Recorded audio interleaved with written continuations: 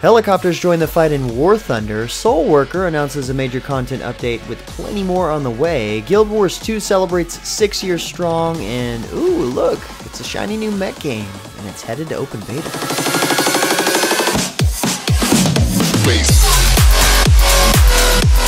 What's up guys, James Blonde here with a weekly recap for gaming news and announcements of the week of August 31st, 2018, and it is definitely a shorter week of news as we lead into PAX, but either way, starting out the news this week, Soul Worker announced at Gamescom recently that a major content update is on its way, on September 6th to be exact. 8 new dungeons will debut in the game, as well as a new hub city called Grasscover Camp. New quests, NPCs, and a level cap increase from 55 to 60 are also part of the new content. But that's not all. Haru Estia, I think that's how you say that, will also receive a class advancement, which will add 6 new skill sets, a secondary weapon, and a new outfit. Can't forget that new outfit. Gameforge has also announced continuous updates to follow, bringing a significant amount of content to Soul Worker each month, so be on the lookout for more updates. On a similar note, Inmass released their next major update for their anime beat-em-up closers this past week. Wolfgang, the new character I mentioned in one of the recent recaps, is finally here. And in addition, as I mentioned before, the German localization is now available for testing. Wolfgang joined the team this past Tuesday, and Inmass is actually hosting a level up event, granting anyone who reaches level 50 with him by September 4th, 500 EMP. That's not bad. Of course, to prep yourself for doing so, you can check out an exclusive interview about Wolfgang that the guys at MMOHas.com put together, linked in the description below. Interesting enough, Guild Wars 2 actually turns 6 years old this week, and to celebrate, ArenaNet has posted a video and infographic showing off how they realized their ambitions for their living world. The Guild Wars team also talks about how they plan to raise the bar for the final episode of Season 4 and tease the setting of Season 5. 37 episodes have been released so far across 4 seasons of the game, which have doubled the size of the game overall.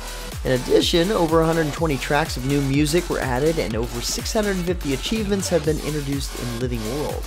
Of course, each season brought with it new story content and locations, new PvE instant raids and fractal challenges, countless balance patches and improvements to PvP, and even seasonal in-game festivals with unique rewards and events. Most recently, the 3rd episode of Season 4, Long Live the Lich, added the Roller Beetle mount, which is a speedy, dune-hopping companion who is the first mount to actually debut in a Living World episode, which is pretty cool. The infographic itself is really impressive, and according to the team at ArenaNet, there is still plenty more Guild Wars 2 action to come. Next up, only the bravest warriors of Neverwinter have been called by Lord Neverwinter himself to investigate the Vistani wanderers outside of Protector's Enclave. The Ravenloft expansion made its debut on console this week, featuring the new Castle Ravenloft in-game dungeon, the Barovia Adventure Zone, classic D&D scenarios to experience, and ultimately a showdown with Strahd himself within the walls of Castle Ravenloft. This, a meaningful day-to-night cycle, Taroka card collections, and so much more await in this update. Tons to enjoy for console players. But in another piece of Neverwinter news, Cryptic Studios announced that Acquisitions Incorporated, the famous D&D party created by Penny Arcade founders Jerry Hawkins and Mike Froelich, I think that's how you say it, will be featured in the newest module to be added to the game called Heart of Fire. The story takes players across the Sword Coast on an adventure penned and voiced by the webcomic duo alongside Amy Falcone as Walnut Dankras. The update also brings with it a new headquarters in Protector's Enclave, a profession systems overhaul, and a new skirmish. Lots of exciting stuff happening with Neverwinter. For more details on this, head over to the site post at MMOHas.com, linked in the description below.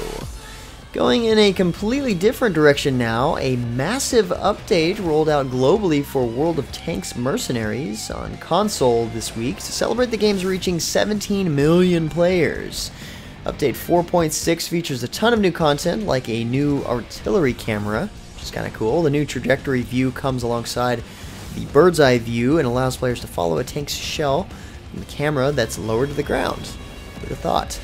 The update is absolutely massive, and to cover all of the new tanks, the balance changes, it actually take an entire video on its own, so Make sure you check out the patch notes at MOS.com to get all the glorious details. On a very similar note, Gaijin Entertainment announced this week that with update 1.81, combat helicopters will actually be joining the fight in War Thunder. Beginning with Soviet and US choppers, players will be able to fly an increasing number of copters from the Korean and Cold War periods. Other nations, of course, will receive helicopters in future updates. The choppers themselves will have their own research trees and will be available as soon as players reach their first rank 5 aircraft or tank of the corresponding nation. The Valkyries will include several helicopters of rank 5 and 6 for the United States and Soviet Union, with players able to choose from a wide array of authentic designs and weapon presets, including fixed and rotating cannons and machine guns, grenade launchers, cannon and launcher pods, different calibers of unguided rockets, bombs, as well as anti-tank guided missiles. Initially, players will be able to use their helicopters in combined arms battle in all difficulty modes. With their ability to hover and fly at low altitude at reasonable speeds between 200 and 300 kilometers per hour, helicopters particularly excel in ground attack duty compared to assault aircraft or tactical bombers. At the same time, those characteristics make them potentially vulnerable to attacks from both the ground and air, especially when hovering still above the ground. Therefore, helicopter pilots must learn to use their maneuverability and surrounding environment to their advantage by stealthily hunting for their targets and evading incoming fire using their surroundings. With future updates, a dedicated helicopter versus helicopter game mode may be introduced, with them also potentially becoming a part of the game's air battles. This is a significantly huge update for War Thunder, definitely a game changer. I wonder how long it'll take for Wargaming to follow suit. The race is on. And finally, for our last bit of news, Octobox Interactive, developers of Blazing Core, Knights of the Future, announced that it'll be entering open beta.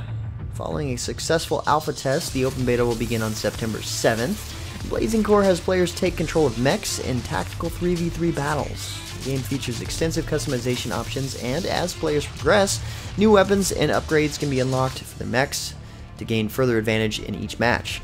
2 game modes will be available in the beta, a series of rounds to capture the enemy base by destroying opposing mechs, as well as a capture and protect mode. Now, the gameplay here honestly doesn't look half bad. Kind of reminds me of a less dystopian Hawken, with, of course, slower paced mechs. Could be really cool. It also could be another recycled mech game. Hopefully not. We're gonna see. But anyway, guys, that's about it for all the major news and announcements for this week. Like always, thank you so much for your support. For more information on the news topics, check the links in the description below. Feel free to discuss the news or more news in the comments below. Don't forget to like, subscribe, and share this video. Until next time, guys, that's going to be it for me. I'm James Blonde. See you out there, gamers.